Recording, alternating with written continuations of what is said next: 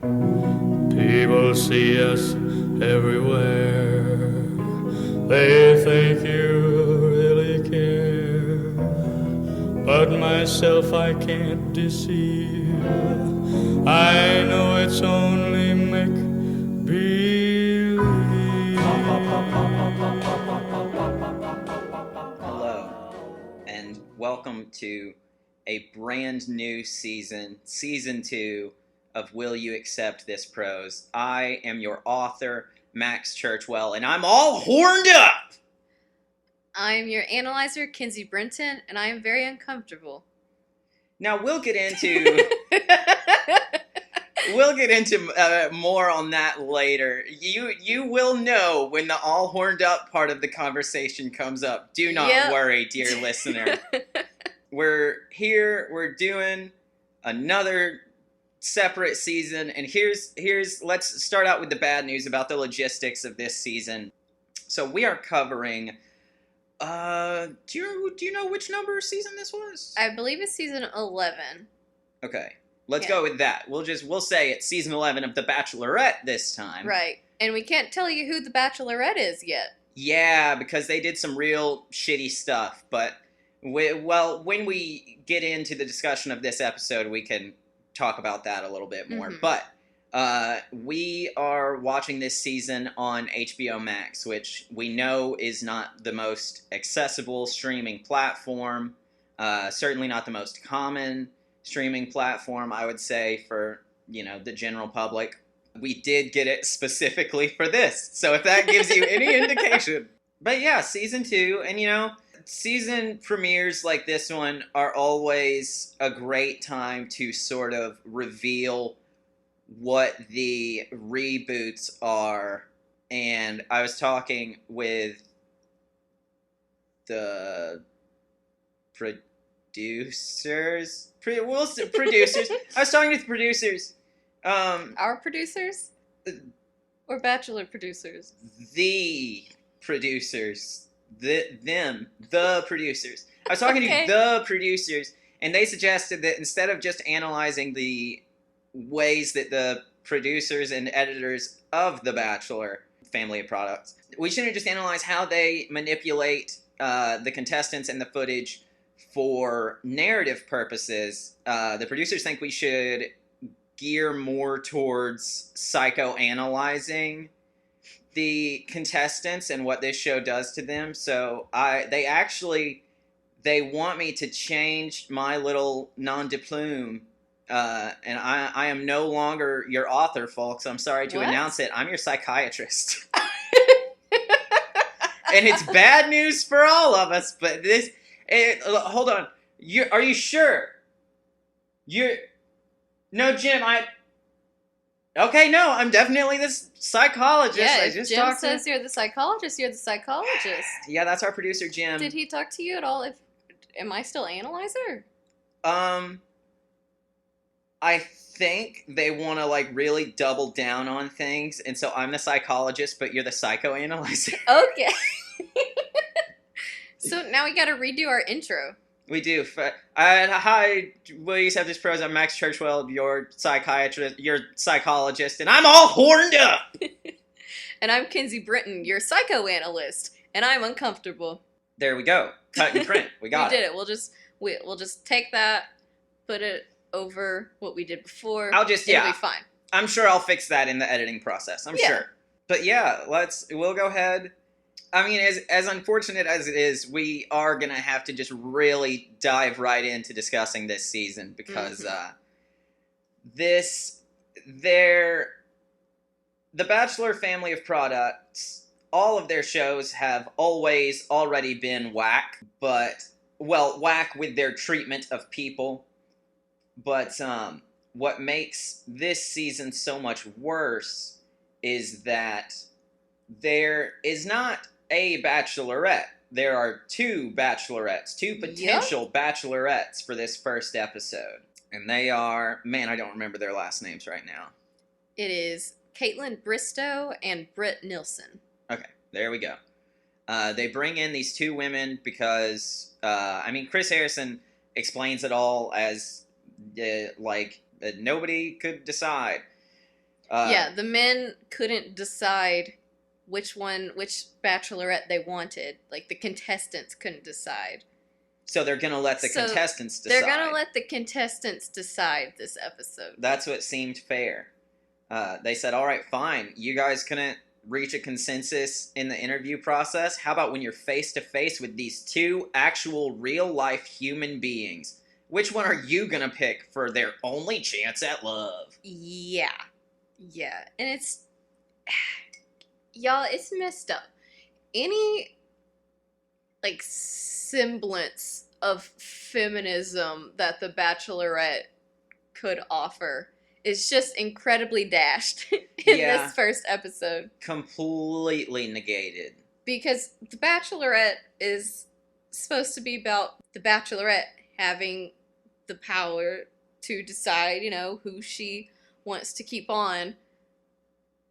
But in this season, they give the power right back to the men to decide which of these, like you said, real-life human beings they want to keep on. And I mean, like, I can understand what they're doing as far as changing up the power dynamic, but it really sucks to be, like, for this to be how they did it. Like, come in on night one, Britt and Kaitlyn, and, oh, maybe you'll be the Bachelorette. How good can you look to these men? Aren't these men great? Don't you love them? You will never see them again if not enough of them like you. Yeah. But real quick, we'll just, basically all this first episode teaser is, like, they can't really show much, obviously, about the season itself. Yeah. Because they don't want to reveal who the Bachelorette is. So all that's really covered in the teaser is like, hey, check it out, there's 2 Bachelorettes. And then there's sort of, we see a little bit of footage from the limo exits, and it really it raises the question, it reveals some importance of which Bachelorette the contestants go to first when they are getting out of the limo. Right. And we'll get to the limo exit setup in a little bit, because it is also very whack. There's a lot of whack. It's just a lot of whack. And Chris Harrison acknowledges this whack in his little episode intro. He calls this season very controversial, and he says that some people are downright angry, but change is never easy. Yeah, Chris had to take this one on very diplomatically, I think, really play in the politics of, like, I can't say it's whack, but I know you guys think it's whack. Yeah, it's just that, but change is never easy, as if changing is the thing that people are upset about. Yeah. And not the terrible, terrible things they're doing to these women. Mm-hmm. It's not the novelty of the situation that is angering. It is what they are doing to, again, these real life, actual human beings with only the one human life, them. It's what you're doing to them that makes this change not so easy there, Bachelor people. Yeah. I mean, it's like in Jason Mesnick's season, what they did to poor Megan in the first episode when they, like, voted off one of the Bachelor contestants. Yeah. Although this is even worse, because it's like, the people, and I mean, we'll discuss this more later, but, like, even after one of these 2 women goes home, the other one has to know there are people here who were ready to let me go home. Mm-hmm. And that really sucks. But after Chris, gives his talk about, here's what we're doing, we know some people don't like it, and here's how it's going to happen. One thing that just comes up a fair amount, he talks about how Britt and Kaitlyn are very different. Yeah, and we get to see a little bit of their journey on Chris Soul's season, I believe it was, that they were both on. Yeah, it shows Kaitlyn, who is very... Rowdy. Rowdy, yeah. She's very rowdy, she's very inappropriate, she makes jokes. But, like, that's all, like, pretty much all they showed us was that part of her. So, like, people who didn't watch Chris Soul season, like us, we don't get to know that side, a different side of Kaitlyn, if she had any, like, emotional things that happen. Yeah. I mean, we get to see her exit and her crying on the way home, but, I mean, nothing during the season. Because I think she got to either top 3 or 4. She certainly made it late in the game. But yeah, I mean, everything we see other than her final exit is all shits and giggles. Yeah. And then we have Britt, who her whole thing is she cries. Yeah. And it's weird. Well, okay, so she was the season crier, and there almost always is one. But it said that she was also very intense, and that is nothing at all like the woman that we see in this episode. Absolutely not. So that's wild. But one important thing is Chris Harrison says something about how Britt shed a lot of tears and Kaitlyn shed something else, and shows Kaitlyn taking her bikini bottom off on some sort of, it looked like a lake swimming date. So yeah, interesting pictures they're painting of these two women. Mm-hmm. And then after we get their little recaps, there's a minute of, like, you know, both of them going through the process of, like, getting ready for this season, be it generating promotional material or like actually getting dressed to get in the limo and go to the first night. Mm-hmm. And when they do get in those limos, and it's so weird to me, you get a lot of, like, overhead footage of these limos on the road. And at first it's like they are one in front of the other, and that already seemed really awkward to me. But then you also get a shot once they get into a 5-lane section of the highway where they are, like, fucking neck and neck, side by side. Which one's it gonna be? And that, to me, makes it even worse. So cool. Cool thing you did there, Bachelor folks. Yeah, and one thing I do want to mention about their kind of voiceovers while it shows them getting ready is I think Kaitlyn said something about the power dynamic changing and the men are going to decide which one of them goes home, and she says that doesn't sit well with me. I'm like, yeah, I agree, Kaitlyn. So I just think it's interesting that they left that in there of, like, one of the Bachelorettes saying, you know, hey, this seems whack. Yeah.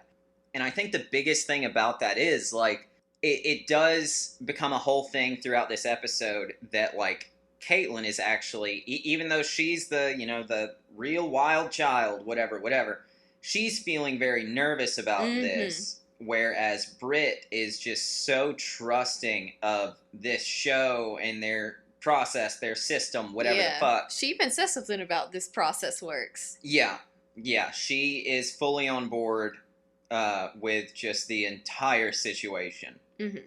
But then we get a teaser. And it is revealed that eventually throughout the night, somebody gets quite drunk and quite rowdy. Mm-hmm. Very rowdy. There's a rowdy boy in our future. And that I may have foreshadowed that in the intro. Who knows? But it comes back, and I can't remember. I think this is where we get the, like, intro stuff for the boys. Some of the boys get their own little featurette. So we got Jonathan, who he has a 5-year-old son, is his whole thing. And what's interesting about a lot of these little featurettes is they will say which Bachelorette that they're hoping is going to be the Bachelorette for the season. Yeah. And Jonathan, he's on Team Britt. Then we got Joe, who is a Southern gentleman from Kentucky. Yeah. He's hoping Kaitlyn is it. We have Josh, he is a law student who is trying to pay for his college. So he got the best job in the world, he says. And we see him getting ready in, like, his fireman's outfit in this, like, full locker gear room, and shit. full gear. And then he steps out the next clip. It cuts to him holding on to a, like, fire pole. Yep. But then it zooms out and he's a stripper, and I love it. It's great. He is a male dancer, and it is wonderful. And he doesn't say anything about which Bachelorette he prefers. Which I really appreciate. Yeah. Because I would hope that he wasn't going in there sort of jaded or biased since he understood. Like, I'd like to think that at least shows he has the ability to acknowledge that he doesn't actually know anything about these two women. Right. He knows how they appeared on a television show. Yeah. And can understand that that is not enough to actually formulate an opinion on them. Mm-hmm. And then we have Brady, who is a singer-songwriter from Nashville. God. And he opens with this song. Would you like to recreate it, Max? It does not deserve proper recreation, but I'll see if I can. I shall recite the lyrics that we get to see. Without love, I'm half a man. Without love, I'm all machine. Hey, Brady. It's check your math there, bud, because I'm over here looking at it, and Brady is half a man, all machine, no statistician. That's what he is. Doesn't really understand how that half and whole works in this situation. Yeah, he's just a full robot man, but at the same time, he's a cyborg. He has the flesh of a cyborg, even though it's all machine in there. It's all machine inside, but he does have human flesh on the outside. And he says without love because he's incapable of love now that he's all machine. Oh no, but maybe Britt or Kaitlyn can teach him how to love. Fuck your Tin Man redemption arc over there. Fuck that. This guy's just, unfortunately, the first impression he left me with was, oh, he's a dumbo. Okay. Cool. He's that white guy with a guitar. Cool. Man. He's just a big dummy. But he is leaning towards Britt. Then we got Joshua, who is not a Southern gentleman, but he is a farmer boy. And he just seems like a good old boy. Yeah, he just seems nice. He seems real nice, and he's also a welder, and he makes a little rose out of metal, and it's insanely good. Like, it's very impressive. He's very talented. He is hoping it's Kaitlyn. He says, Kaitlyn, will you accept this rose? And holds his finished little metal rose out. Then we have Ian, who I have here is a Princeton track boy. He went to Princeton and he ran track his whole life before he got in a car accident. Well, no. He was very, very highly ranked. Like, he was competing at a very high level. Yeah. But then here's the thing. What he says is, I got hit by a car. Mm-hmm. Right. I don't think he ever says anything about it being a car accident. I feel like he leaves it off with just, I was hit by a car. So it's possible he just got a hit and run, because he does say he was left to die. He did say he was left for dead, yeah. Yeah. So it does sound like a hit and run. He said he was in a coma for like a day and a half. Yeah. But he says the first thing he asked when he came out of the coma was, will I ever run again? And they said no. And they said no. But good news. In 30 seconds, you find out he can run again. He can run again, guys. A real Cinderella story. And he is Team Kaitlyn. Then we have Jared, who... Jared is a superhero, guys. He is Love Man. He's a super dunce. That's his whole shtick, is he has... And this is what sucks, and I wish this is what he had shown up in, because he does up his game before the limo exits. But what he walks around in for this whole little featurette thing is just a white t-shirt that has, seemingly in crayon, has a hand-drawn red heart on it that is very much lopsided, very not centered. Yeah. It's just, man, he really hammed it up. Mm-hmm. And I mean, if that's your thing, good on you, but like, that doesn't mean I have to appreciate your bit. And I do not appreciate the Love Man bit. I refuse to appreciate this bit. But I'm not down with this particular sickness. Jared currently is Team Kaitlyn. Then we have Tony, who he he does meditation and like some like spiritual stuff.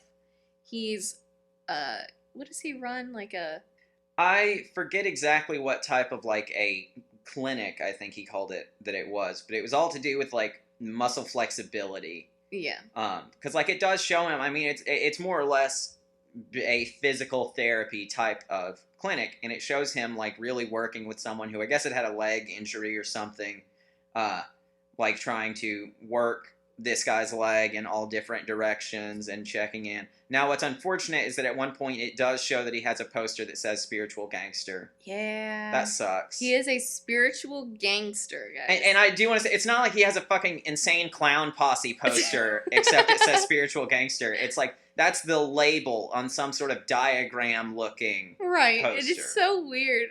Okay, and then we have Ben Z. He would be happy with both either Kaitlyn or Britt. And that is the last we get of the featurettes. And then we get a teaser that shows Kaitlyn at some point during the limo exits running into the house. Yeah, and that sucks. Yeah. Like, both of these women are in such a shitty position, no question. But to me, doing that, like, then it's not that the producers have worked against both you women. Like, though I'm not saying it was with malice or anything, certainly, it is kind of Kaitlyn doing that. Now she's the one introducing a new thing that sucks for Britt. Yeah. And I mean, like, having the full context of it, it's even stupider, actually. No, it's even stupider. Yeah, with the we'll full talk more context. about it when we get to it. This seems like a good time to go ahead and warn you guys. This episode is going to be a little bit longer because we are actually going to cover both parts of this teaser season premiere. Right. Shouldn't go over too far, but it will take us a minute. Yeah, so this is 2 episodes, but there's so little to talk about in the second episode. Yeah. But now we get to the limo exits. So it's a terrible setup that they have them in. Such a bad setup. So it's like Kaitlyn is standing over here, and then Britt is standing not far enough away. Fucking 15 feet at most away. Yeah, so when the men come out of the limo, they have to go to one of them first. Yeah. And then go to the other one. Mm-hmm. So, like, if someone goes to Kaitlyn, Britt can hear their whole conversation. Yup. And then vice versa. And the worst thing is, some of them, like, bring gifts for one and then not the other. Well, and this is skipping ahead because this happens a little bit later on, but, some dude brings balloons so that he can do he sucks in some helium, does a whole bit. It's great. But then he takes this whole big bunch of balloons over to Kaitlyn. Didn't even take fucking one of them over to Britt. Like, dude, damn. Yeah. What an extravagant and flamboyant way to show, yeah, cool that you're here, Britt. Great. And some of these men were so obvious with who they wanted. I mean, Ian was at least low-key about it. Ian went to Kaitlyn first, and he leaned in before he left and sort of whispered in her ear, like, I came here for you, so I'm going to make sure you're the Bachelorette, or whatever. Yeah. But there are some dudes where it's like, they'll go have this actual conversation with one woman, and then walk over to the other just to go, hi, it's nice to meet you. I'm looking forward to getting to know you, and walk inside. One of them even just walks up to Kaitlyn and, like, gives her a hug and is like, hi, I'm so-and-so, and then goes over to Britt to have a meaningful conversation. Yeah. And it's like, come on, can you not be any Be less fucking obvious? polite. Yeah. And then, that's actually, sorry, but talking about he went over to have a conversation with Britt does bring up an important part of this whole thing. We see a lot of, like, the men coming out and going over to Britt first or having more meaningful interactions with Britt, and we get a lot of talking heads from Kaitlyn. Where, I mean, understandably, she's talking about how it does really suck to have so many guys, get out of the limo, and she's really interested in them, but then they go right over to Britt. Yeah. And that's understandable because, like, I mean, it's like I said before, they are already in such a terrifically shitty situation. Right. But I think it was a build-up to Kaitlyn running inside. No, definitely. Because her whole thing was, that she was nervous and that, I see all these very handsome dudes coming talking to Britt and having good conversations. I'm like, I'm here, okay, cool. And then it's just, I think they did that so that they could better justify Kaitlyn running inside. Yeah, and I would honestly even say that I doubt we actually saw the limo exits in order. Oh, absolutely not. So yeah, the editors were really taking advantage of, this entire situation to chop and screw it and make it look even harder than it was already going to be. Because at this point it seems like, everybody's going for Britt. And then eventually it does become like a lot of folks start going for Kaitlyn over flipped. Britt. And I feel like it is after Kaitlyn runs inside that they start showing more people going for Kaitlyn. I believe so. And we can go ahead and talk about Kaitlyn going inside. Yeah.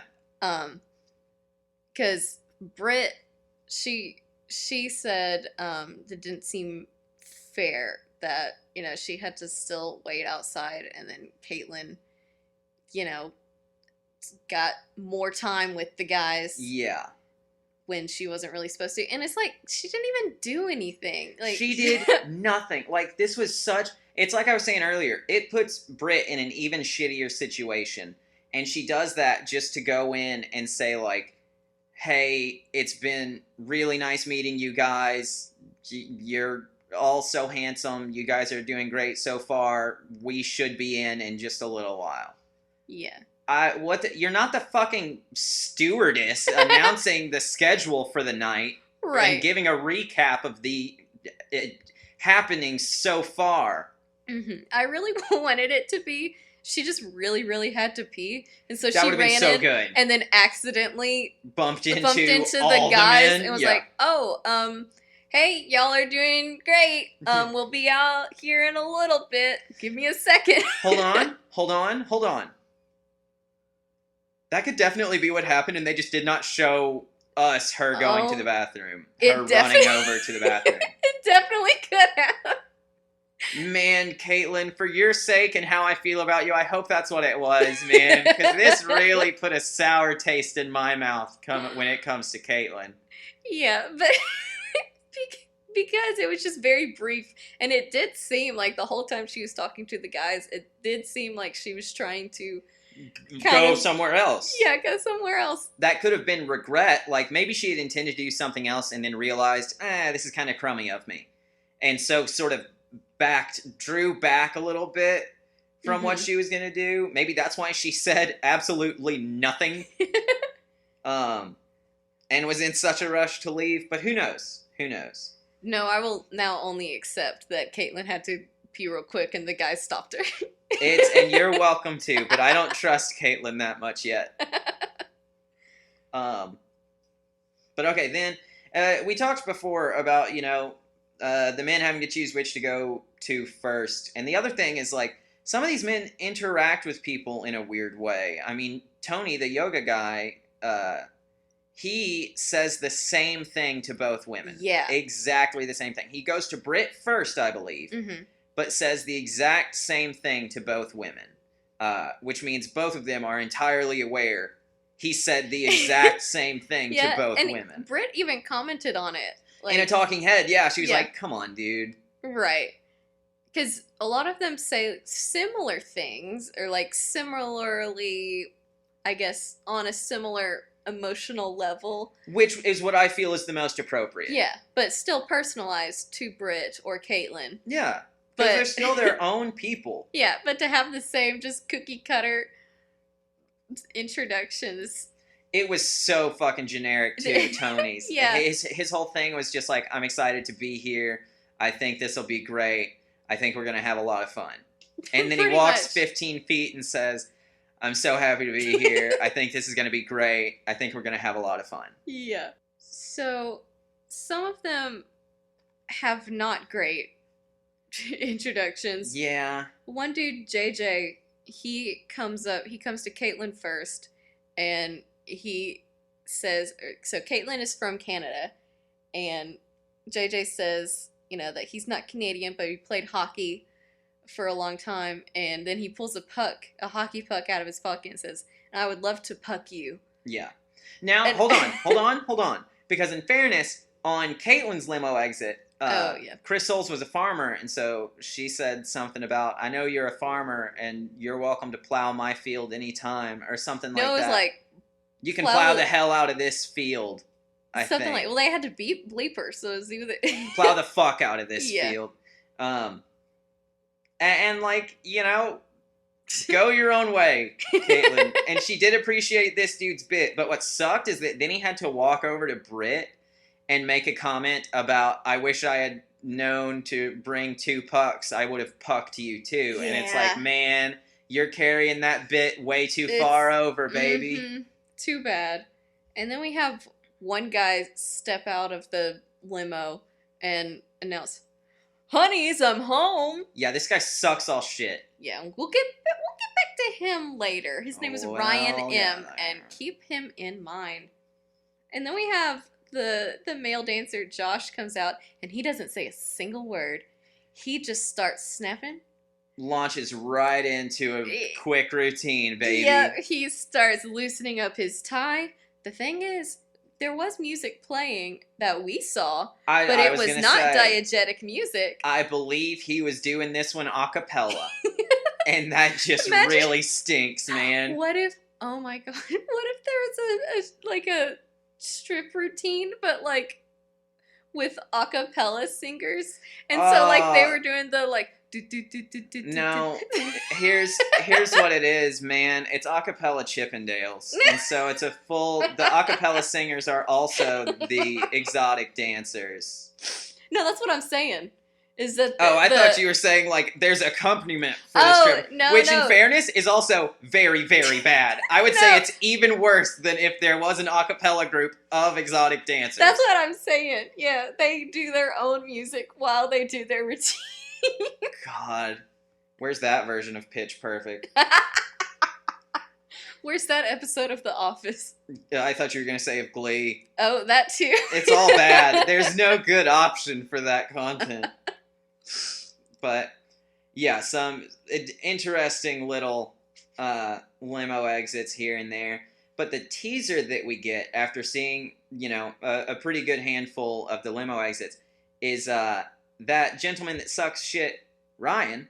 Mm-hmm. We get to see a little bit of footage in this teaser of how fucked up and rowdy he gets. Yeah, so he was the one in the earlier teaser who was getting rowdy before we knew who he was. And then we get to see even more footage of him getting drunk and rowdy. Yeah, and like he is just itching for a fight. He's so aggressive in all of this footage. Well, that's what it seems like in the teaser. Yeah, no, that's what I'm saying. In the footage within the teaser, it's him, like, riled up. Yeah, he says, like, I apologize for nothing. And so, but then the next thing we see is, from the actual episode, is Ryan getting more drunk. And at one point, he, like, knocks on the window to get Britt and Kaitlyn's attention. He's like a fucking child. Yeah, he's like, they looked at me, they waved at me. Yeah.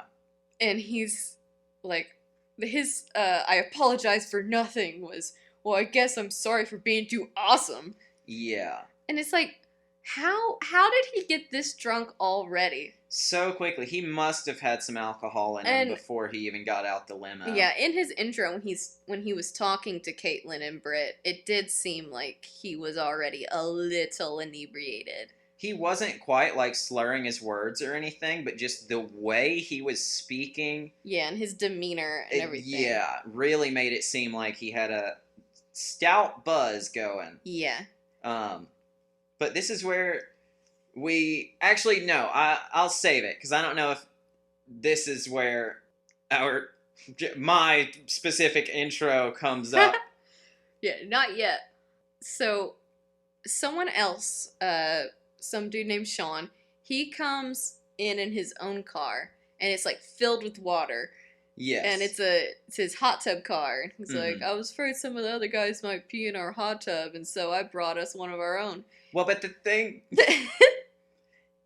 he tries to offer that. He tries to bring it back to a joke at the end of what we see of his limo exit. But what we see in the middle of his limo exit is that, like, the guys are looking through the window and they're like, oh shit, this dude's whole car is a hot tub.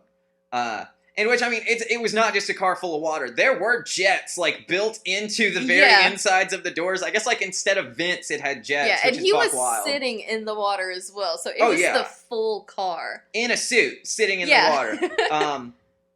But when the men see it through the window, you hear somebody be like, oh, well, let's go look at this. And Ryan walks out the front door, which for some reason was just open?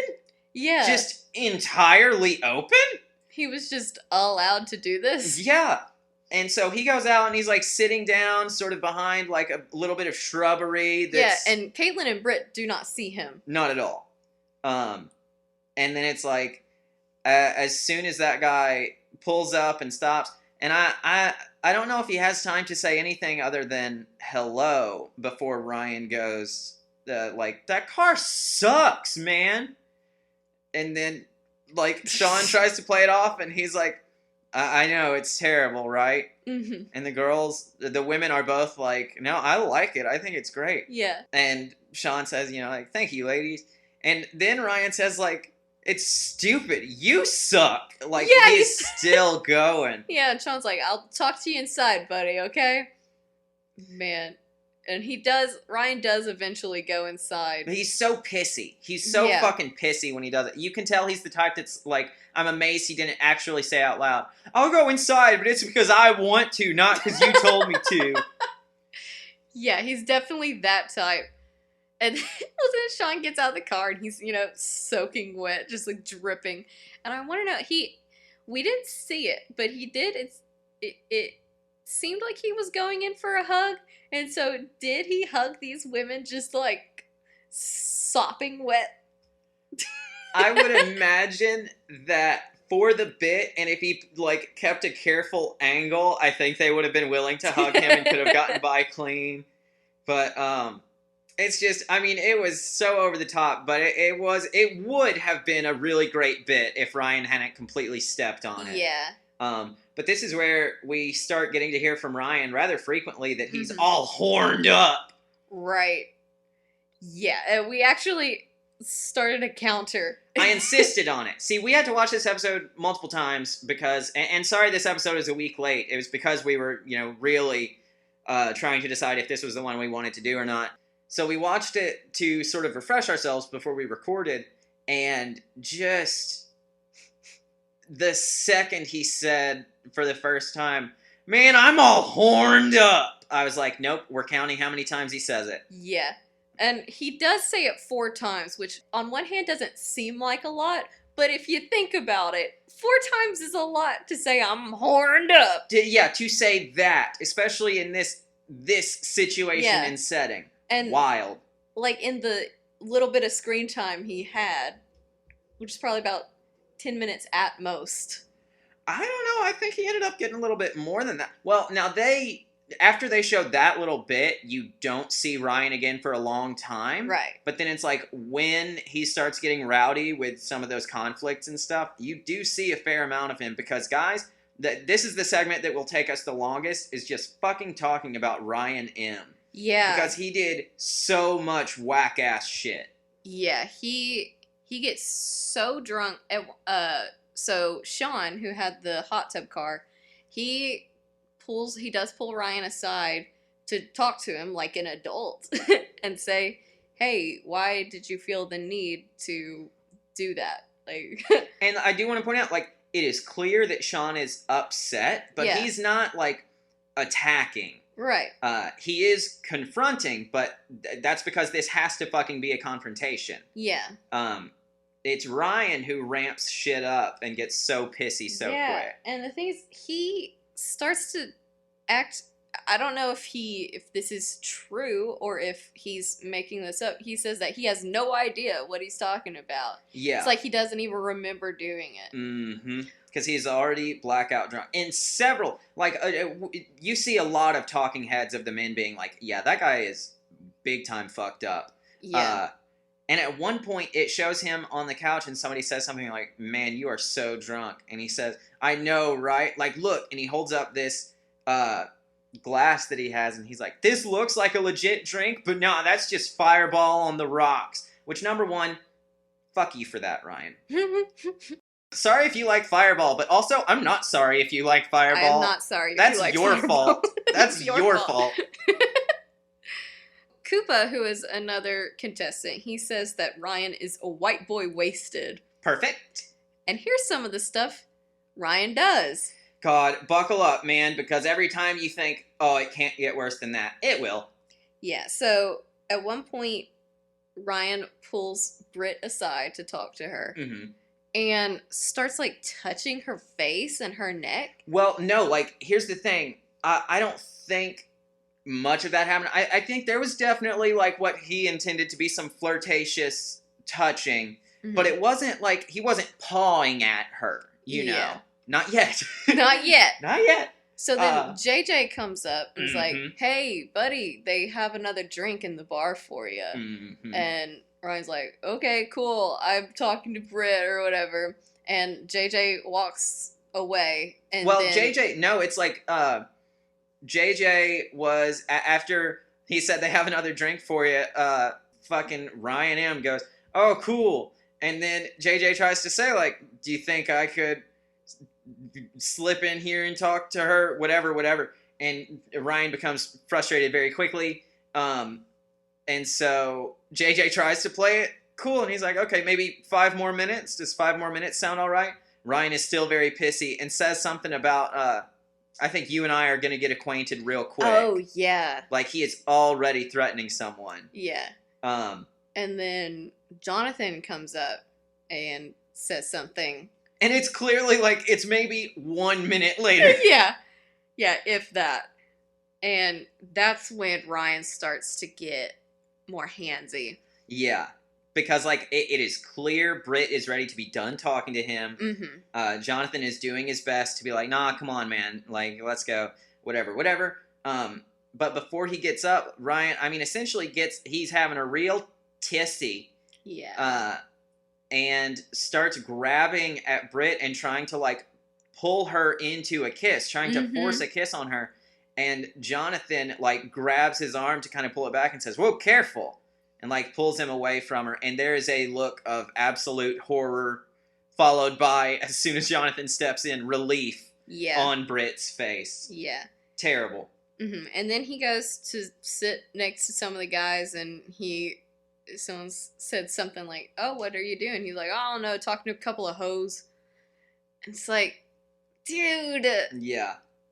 What? And Tony, I think, Tony's the one who's like, hey, don't call women hoes. Yeah. And then in a talking head talks about, calling women B words or H words is just disrespectful to everybody here. Yeah.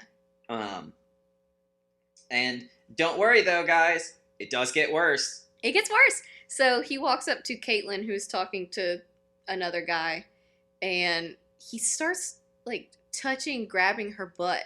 Well, it's like, at first, he kind of puts his hand, like, kind of on her waist, kind of on the small of her back, but then it's clear he's, like, inching his hand down a little bit, and he pulls his hand away, and he says something. I'm not sure what. He says something like, you're Ryan approved. Yeah, and then he reaches over and, like, grabs or slaps her ass.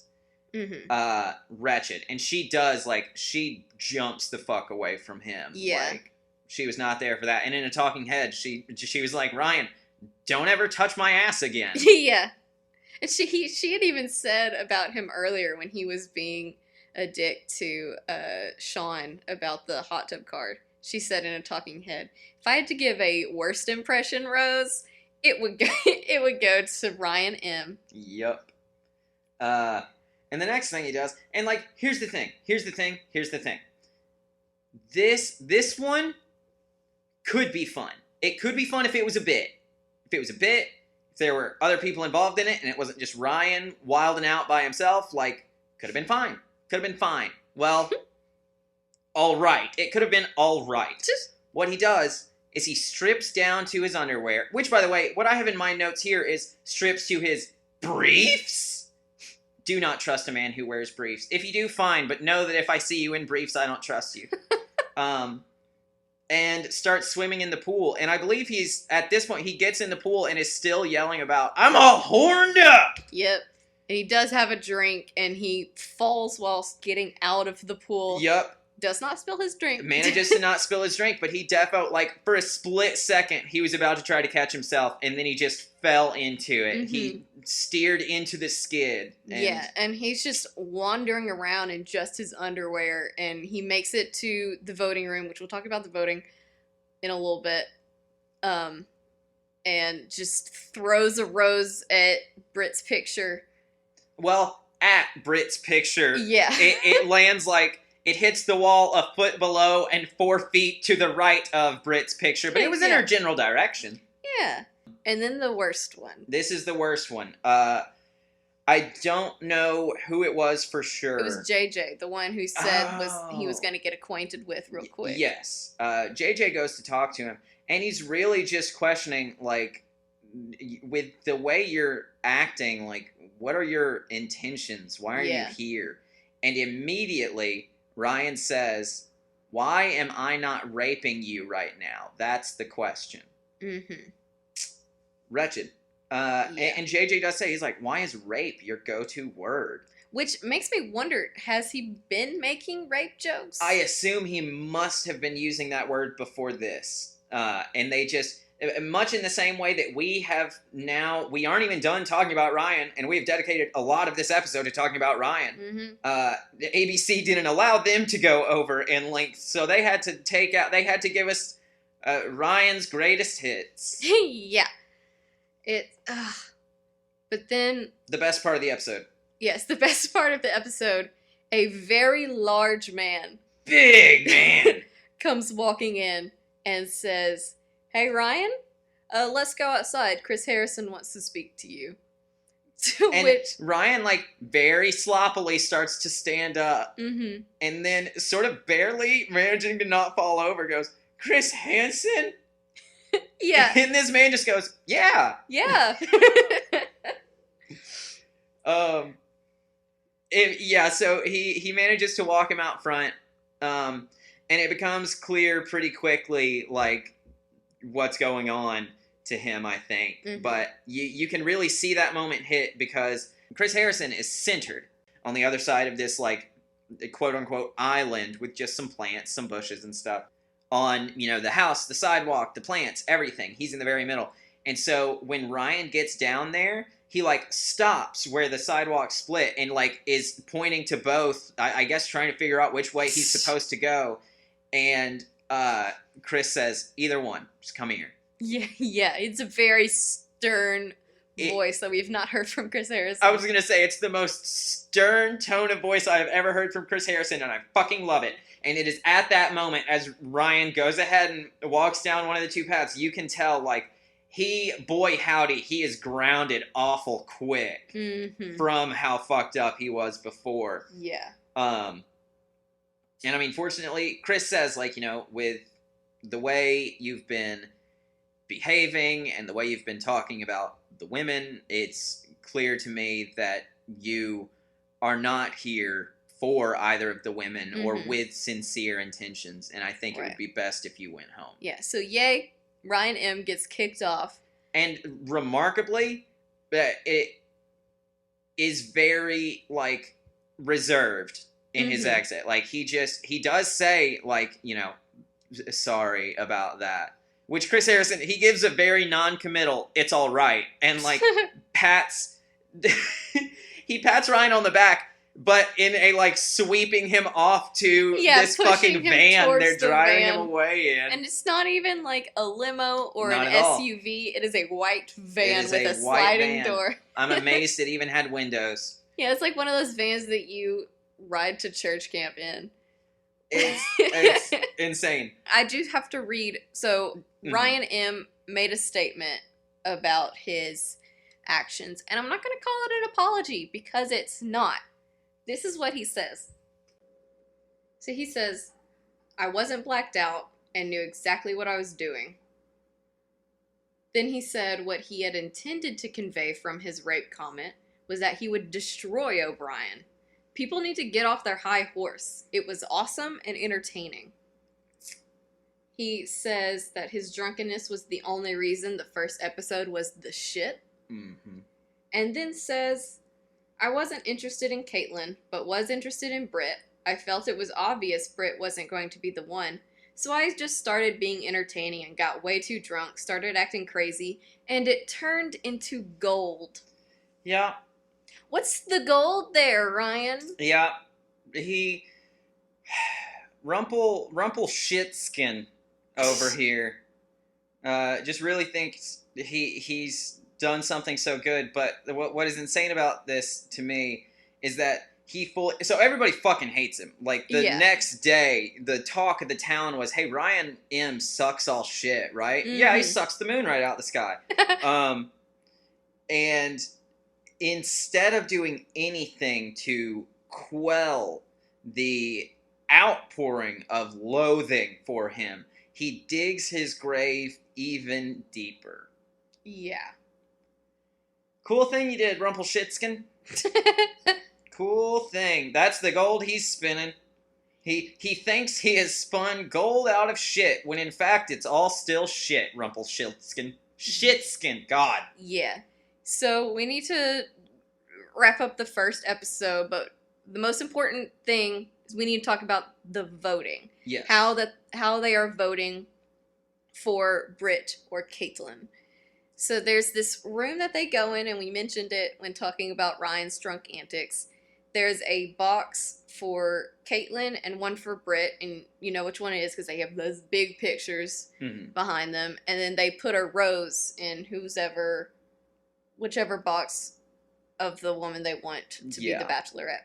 It is worth noting, real quick, the table that these boxes are on, it's not like right under the pictures against the wall. It is like, 10 or 12 feet away. That's why Ryan went for a throw and could do so bad at it, because if he had missed by 4 feet over and 1 foot down right in front of the picture, somebody would have had to carry him out. Like, it's damn, dog.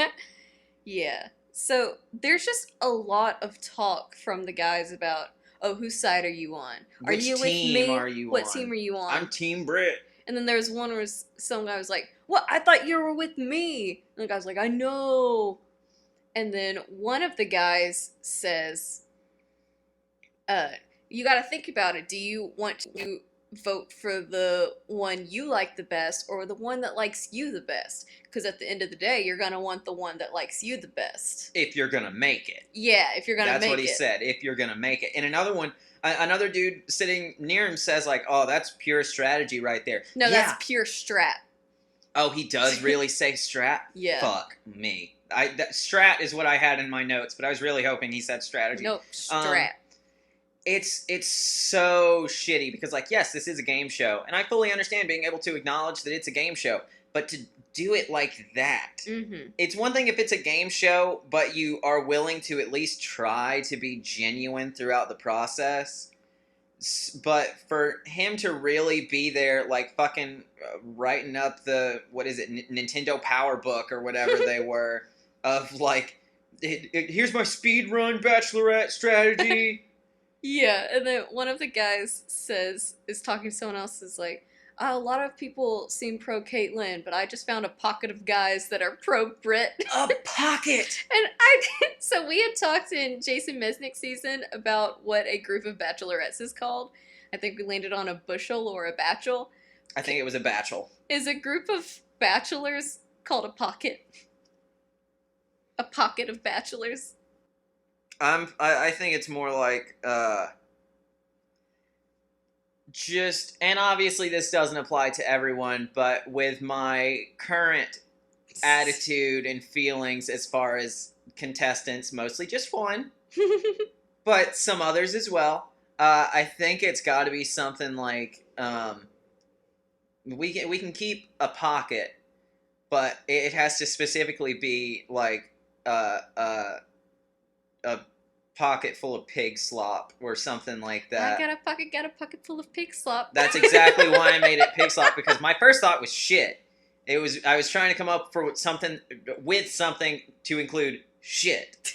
But I couldn't get there, and so I was like, 2 syllable.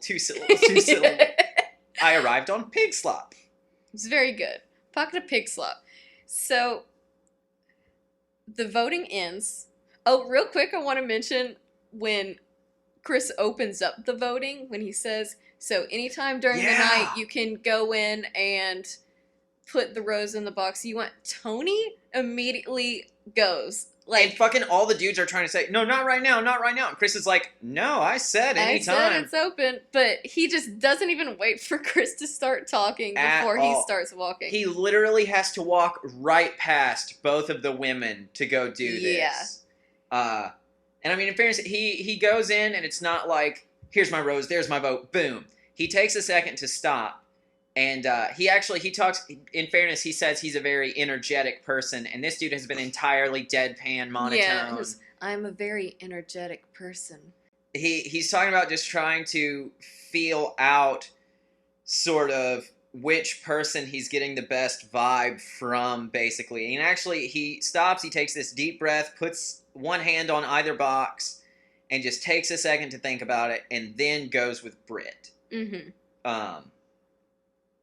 But that's probably, we've discussed the 2 most novel and unique voting room scenes. Yeah.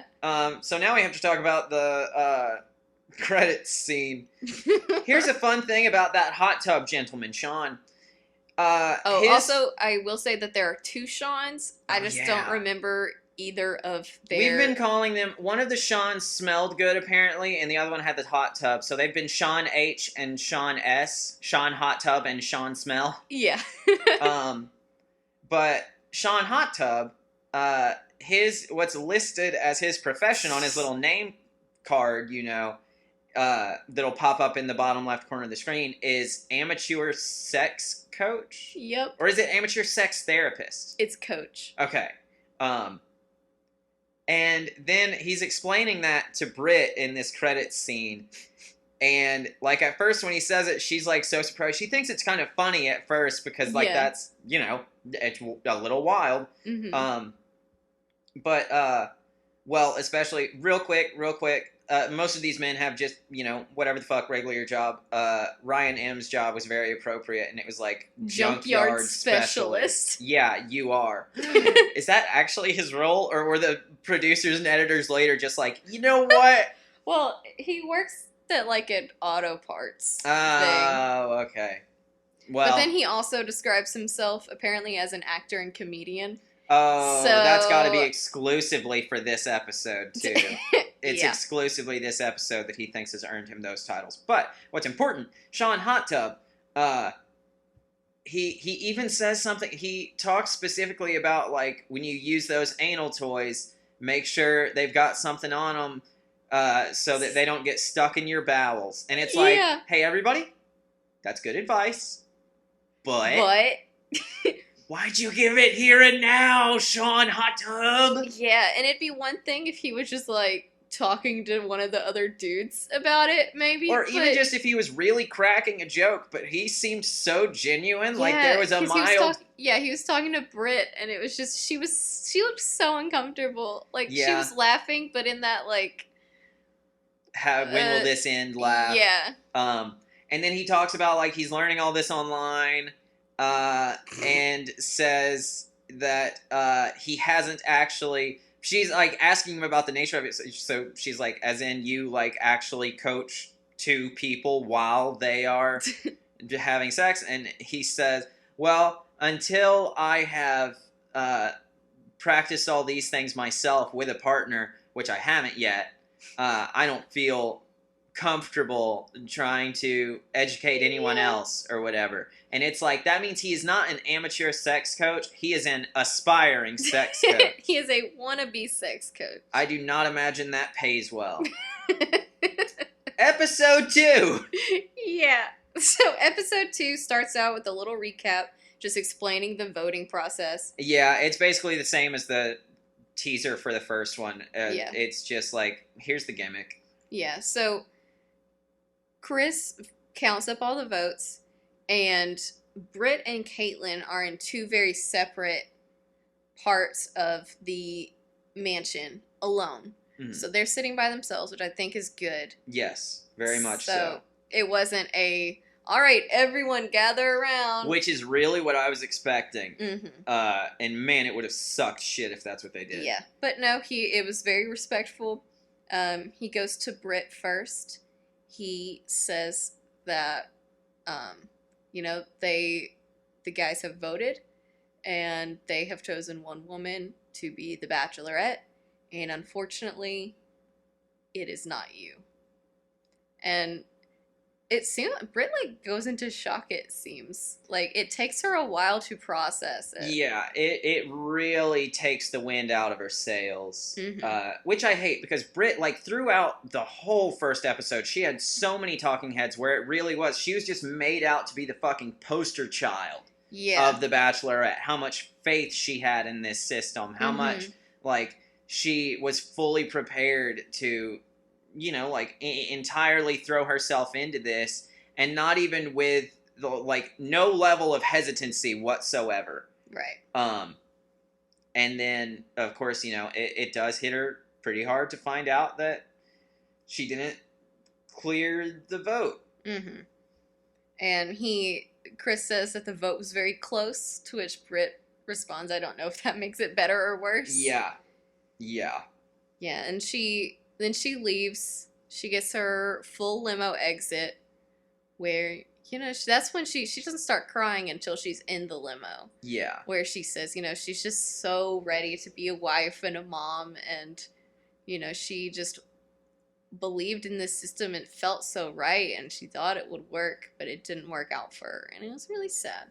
It's very sad, and it's even more stuff that's this is the fucking ideal picture of the Bachelorette. Yeah.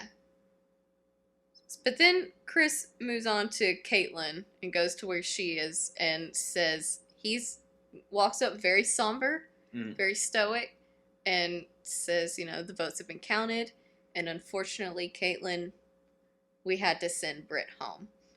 And then he says, you were the next Bachelorette. And Kaitlyn is very excited. But her first thing she says is, I feel bad that I'm this excited. Yeah. Because the news that was given to her was Britt had to go home. And she does immediately ask about Britt, making sure that she was okay. But yeah, she was very excited that she got to be the next Bachelorette. And she gets to call her mom. Yeah. I do want to say real quick that, even though this was, a very happy moment and everything, it's not like Chris was suddenly jovial and celebrating with her or anything. He kept it very stoic. Mm-hmm. And just at one point, she gives him a hug and he calls her a sweet girl. And he's he said congratulations and everything like that. Wonderful, wonderful man, that Chris Harrison. Absolutely. Chris Harrison, would you like to adopt me? I've complimented your dick on this show before, but for now, would you like to adopt me? I'm a 22-year-old man. One thing we didn't talk about in last episode, one of the contestants brings Kaitlyn this picture that he drew. Yes. And he said, I didn't know who the Bachelorette was, so I drew a picture of someone who I thought was going to be on the show, and reveals it, and it is a caricature of Chris Harrison with a flowing cape riding a triceratops. And he's holding this large rose as if it's a sword. And it is wonderful. It's amazing, and if anybody owns it, I will pay you so much money for it. Yeah, I will. The money is no object when it comes to that picture. But anyway, so then, it's revealed to the guys that Kaitlyn is the next Bachelorette. Some of them, everyone's clapping, of course, but some of them do look disappointed. Or, just kind of concerned or confused. Yeah. Because this is where the guys kind of start realizing, well, shit, I had to pick one of those 2 women, and the one I picked is gone. Yeah. A lot of them are scared she's going to find out. Yeah. although what's weird about it is that, like, even though there are a lot of them freaking out, thinking, like, oh, what if she finds out, whatever. Jared, fucking... Love man. Love man goes, and he fully confesses, like, I want to let you know I did vote for Britt. Which is the way to go. Very, very respectable. Mm-hmm. And he says, but he's still very excited that Kaitlyn is the one. Yeah. He makes it clear that he was not only there for Britt and now has no interest in being a part of this process. Yeah. He just wanted to let her know where he stood and what he had done. And then he even says, like, because I would have felt bad if I kept that from you. Yeah. And then another contestant, I don't remember who it was, it just lies. Straight up lies. Yeah, and then JJ said in a talking head that talking to Kaitlyn afterwards, because JJ had voted for Britt, he said that talking to Kaitlyn reset how he felt. Not, now I am going to try for Kaitlyn, not I did like Britt before, but it reset how he felt. So yeah, no, he does like Kaitlyn more. Yeah. It's like, okay, JJ. That's interesting. Yeah. So then we get to the rose ceremony, and right before Kaitlyn starts calling names, it's either right before or during. Yeah, I think it might was have been during. in the middle of the rose ceremony. I believe it was right about in the middle. Brady, half man, full machine. No statistician. No statistician. He comes up to her and pulls her aside, and all the guys are like, "Whoa, what the fuck? What's he think he's doing?" But he wanted to say, he was here for Britt. He voted for Britt, and now that she's gone, he doesn't think that he should stay, which also a respectable move. Very respectable. Yeah, very respectable. And so he does leave, and as he's leaving, you can tell like the sun is coming up. It's so fucking bright outside. Because they had to have a whole cocktail party to figure out which of the bachelorettes they wanted. Then they had to do a whole cocktail party to figure out which of the contestants the bachelorette wanted. Yeah, and so it is so early in the morning. It's on this watch. I I can't remember exactly what year season 11 would be. It was 2015. Damn, really? It was that recent? Oh yeah, it was very recent. Shit.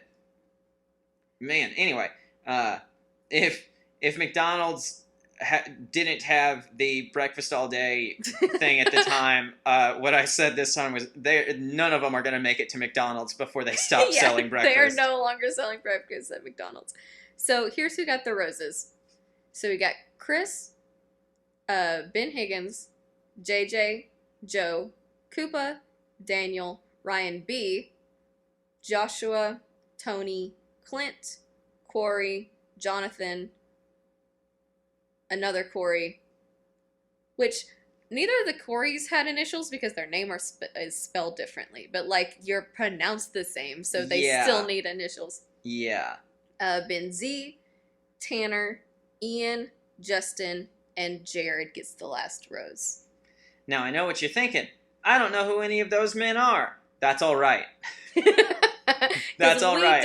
We don't either. And I cannot imagine that. I must assume this herd will be thinned rather soon. Yeah.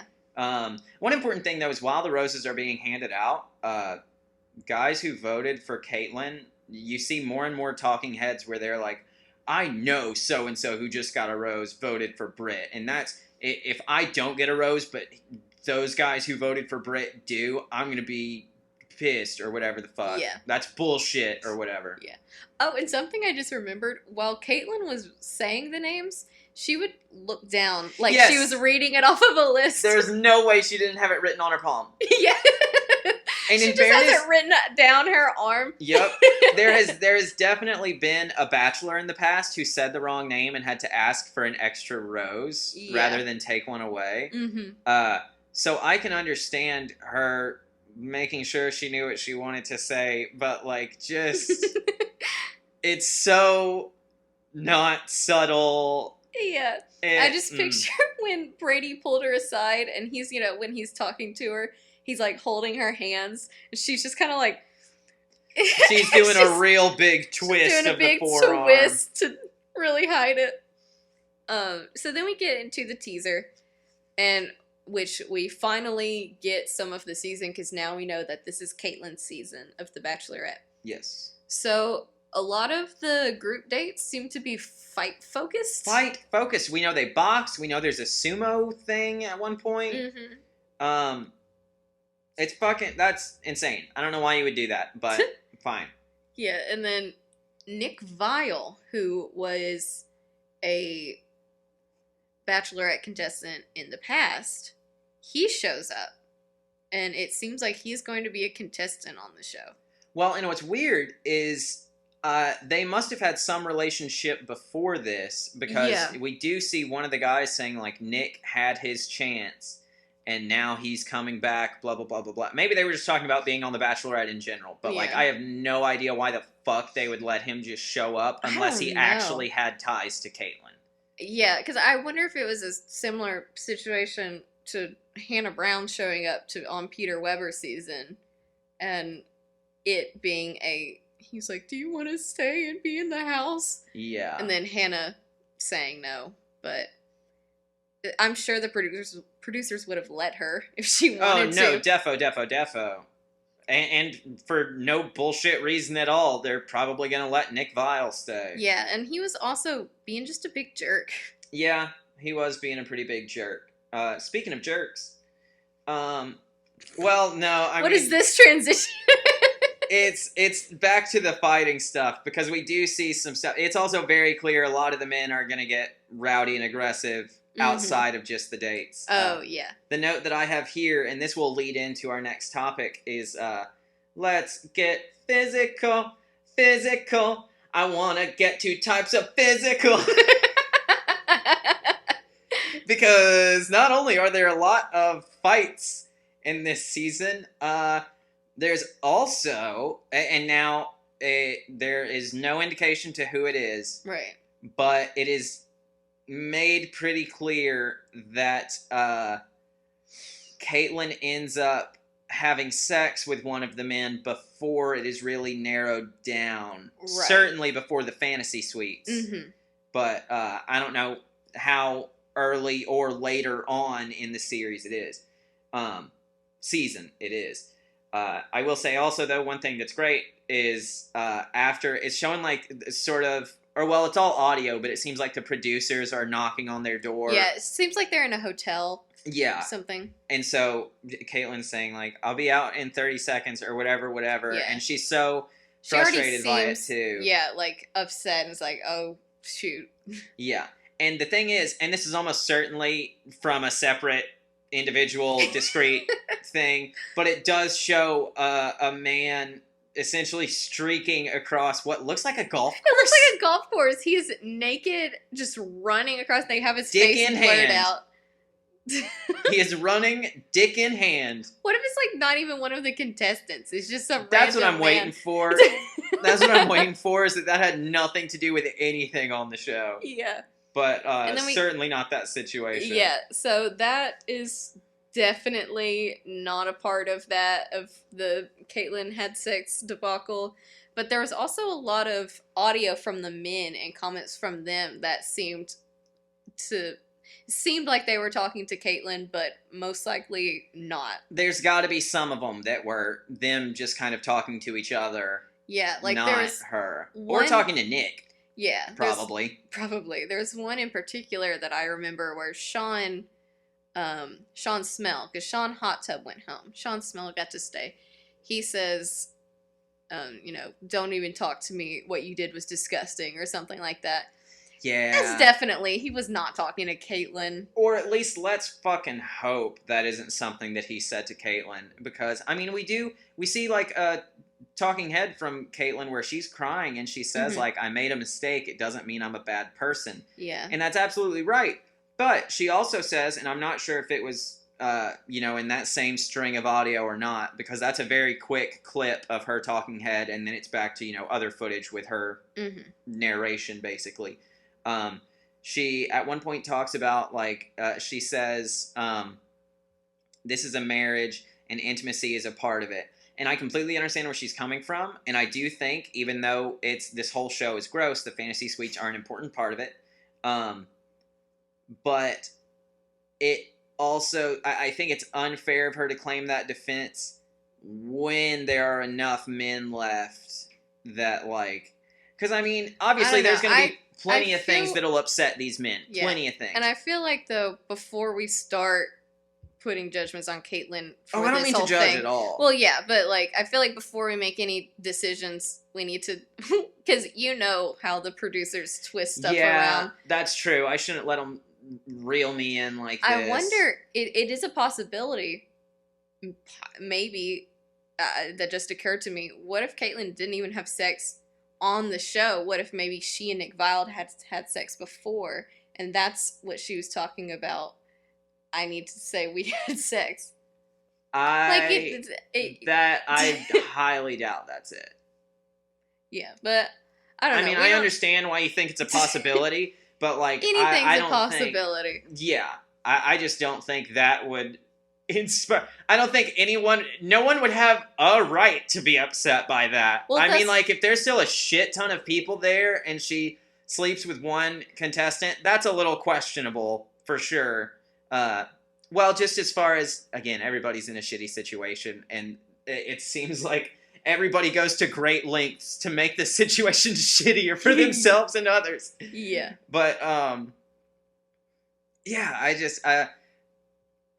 I don't know. I don't understand why her saying that, you know, in a relationship she had before the show, she had sex. Like, well, her novelty isn't that she's a virgin. So. Well, no, I'm saying, but if that relationship, if that man that she had sex with is now on the show, that would cause some... I get that. Yeah, but we don't know. There's all we know for sure is that, and of course they splice the fuck out of everything, but we do know there's plenty of audio of Kaitlyn doing some panting and soft moans and stuff like that. Yeah. There's lots of crying from her and other contestants. Yeah. Yeah. There's just going to be a lot to this season. But we are already almost to an hour and a half, so let's talk about the credits scene on this episode, and then we can wrap up. So Brady, after leaving the Bachelorette mansion, he goes to find Britt. He talks to Chris Harrison. Chris is talking to him and says something about, so you really want to see where things could go with Britt? And he's like, absolutely. And he's like, I think I can help you with that. Yeah. And they put him in a van and take him off to, I assume her hotel. Mm-hmm. And I mean, it doesn't show us anything that happens, but like... Yeah, he gets to the door and then the episode ends. Yeah. So I guess we'll see sometime in the future if anything came from that. Or maybe not. Maybe they're just like, yeah, that happened. Anyway! Yeah, you'll never know. But yeah, shit. I believe that draws to a close the premiere of season 2 of Will You Accept This Prose? That we're gonna be going along the same things. We may fuck around, like I had said before. We may fuck around and try to do like a separate YouTube channel for the show. I really don't think I can transfer the iTunes stuff to a separate account, but yeah, we're pressing on and still evolving. Yeah. And Kinsey, do you have anything else you want to say before the episode ends? They're giving me the light. Jim's giving me the light.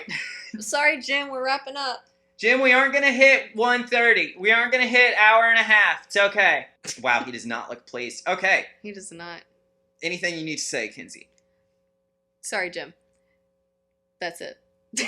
There's nothing else for me to say. Also, sorry, Jim. All right. With all of that said, I am your author / psychologist, Max Churchwell, and I'm all horned up. And I'm Kinsey Brenton, your analyzer / psychoanalyst, and I'm still uncomfortable.